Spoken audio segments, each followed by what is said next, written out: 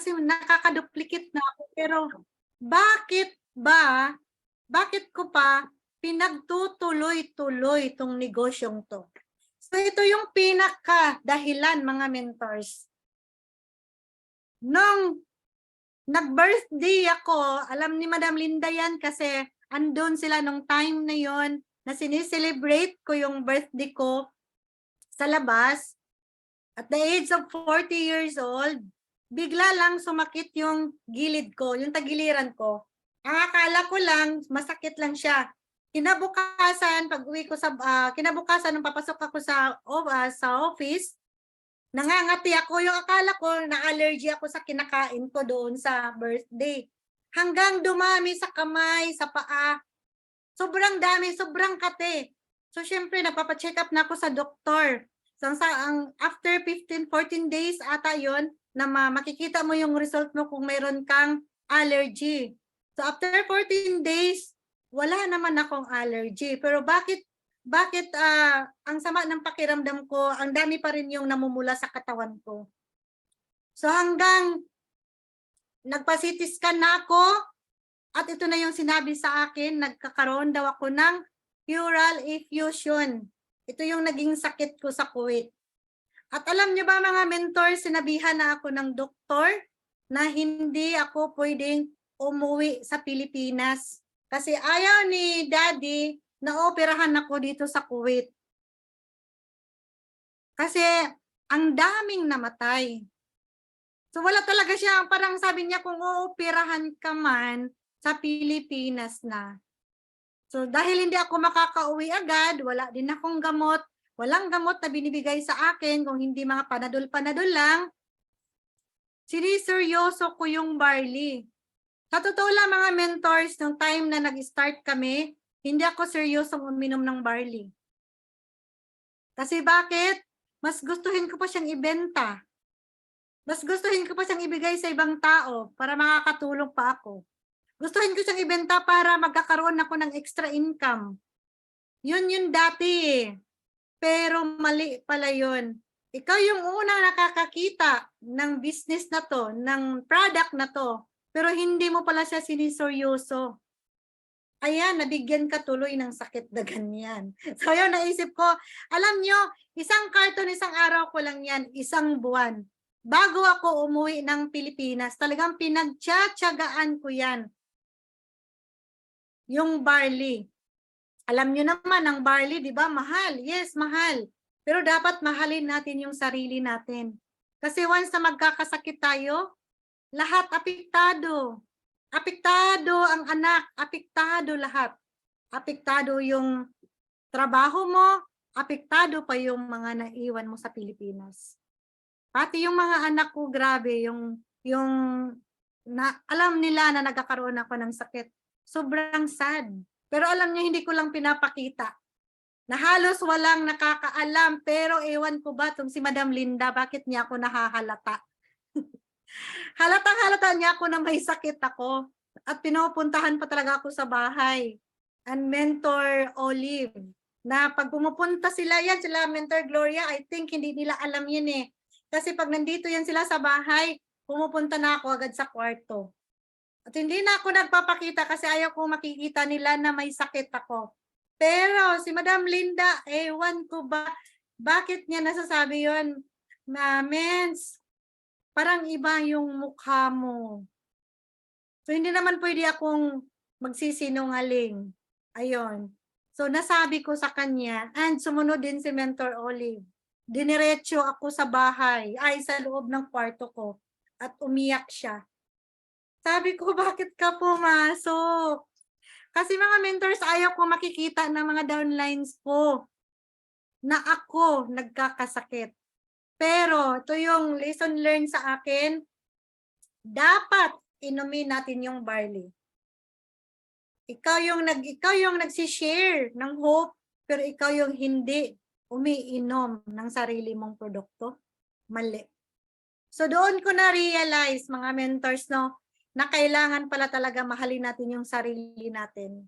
So hanggang ngayon, sa awa ng Diyos, okay na ako. Umuwi ako ng Pilipinas, kahit sinasabihan ako ng doktor na Pilipino, ilang hospital yung pinuntahan ko dito sa Kuwait na agad-agad na nila akong operahan kasi nga may tubig daw ako sa baga.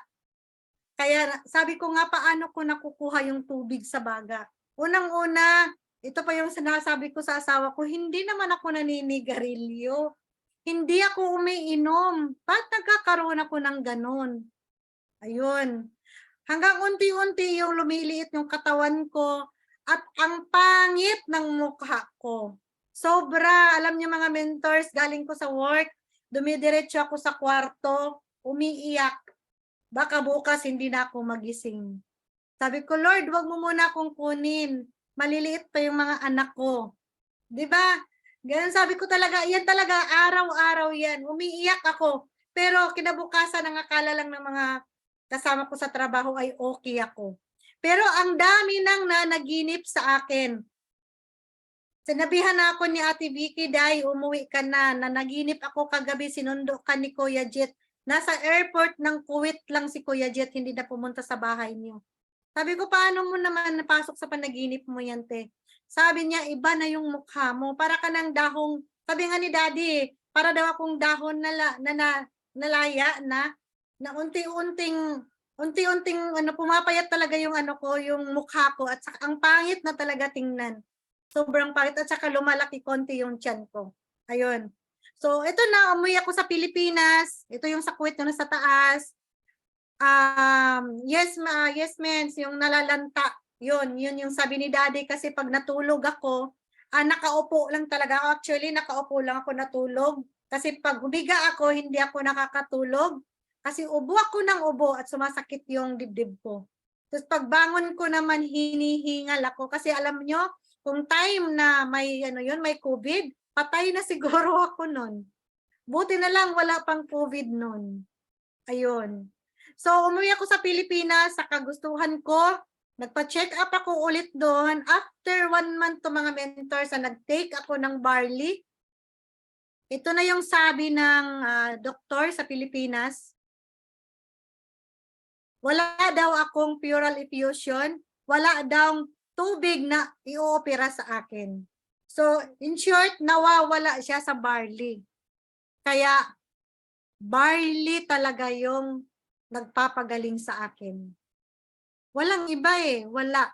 As in, barley lang bago ako umuwi ng Pilipinas. Ayan, binibigyan naman ako ng gamot nun, pero inuuna ko din yung barley. Doon nasa Pilipinas ako, pagbalik ko sa Kuwait, dala-dala ko yung binibigay ng doktor. Siyempre, maniniwala pa din tayo sa resita ng doktor. Pero kinontinue ko na yung barley. Kasi bakit? Dahil sa barley, nawala yung tubig ko.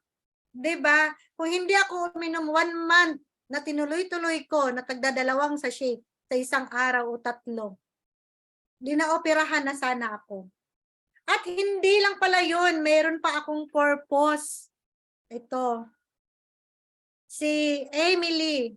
Siya yung kasama ko sa trabaho. So nagtataka lang ako kasi dito pa siya sa bahay nung birthday ko, kasama pa siyang magluto. So September yun, September 30, ayan, nangyari sa kanya, sumakit lang din yung ulo niya. At yun, meron na pala siyang brain tumor. So bakit ba pinapakita ni Lord sa atin ng mga ganong bagay? Kasi meron pa pala tayong matutulungan na mas matindi pa sa naging sakit natin. Brain tumor, mga mentors, pag inooperahan ka, either patay o gulay. Yun ang sinasabi ng doktor. At buti na lang, si Madam Linda ulit, ang angel. Meron siyang kakilala sa Ibinsina na nurse na Pilipino. Siya yung nagpa-connect doon sa amin. At yun ang nakakausap ko. So buti na lang na nandyan siya, na lagi naming tinatanong kung anong maging status ni Emily after maoperahan. Pero sa totoo lang, hindi ko talaga siya sinasabihan na wag kang magpa-opera. Siguro, galing kay Lord talaga yon. Na-refuse niya yung operation. Nung na-refuse niya yung operation, mga mentors, hindi na siya alaga sa hospital. Hindi na rin makakalapit yung nurse na Pilipino kasi yung nurse na Pilipinong yon ay nandoon lang sa ICU. So, ang nurse niya is Indian na. Alam mo, wala din siyang gamot. Kung hindi mga panadol lang. Yung mga paracetamol sa atin, ganun. So, everyday ko siyang pinupuntahan sa hospital. Iniiwanan ko siya ng barley.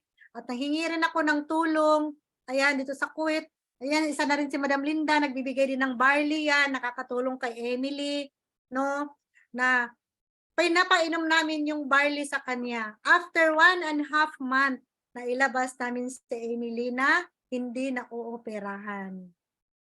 So, hanggang ngayon, okay na siya at wala na siyang tumor sa ulo. So may mga purpose yung buhay natin, mga mentors. Hindi lang yan. Ang daming may mga cancer dito. Lalo na yan si Madam Linda, no? Tumutulong yan sa may mga cancer patient dito sa Kuwait. Grabe. Sobrang daming natutulungan sa product natin. Kung isa-isahin siguro, hindi tayo matatapos sa isang araw pag-stay muna tayo ng Kuwait. Sobrang dami. So, sila kasama namin sa Deepest Why. Yung ibang tao. No? Kasi hindi lang naman talaga para sa pamilya lang natin to eh. Kung hindi sa maraming tao. Dapat handa tayong tumulong. May pera o wala, basta willing tayong tumulong galing sa puso natin, gawin natin. Hindi ibig sabihin na wala siyang pera, katulong siya, hindi natin siya tutulungan. Mga mentors, nakikita tayo ni Lord. Siya yung magbabalik sa atin. Sobra-sobra pa.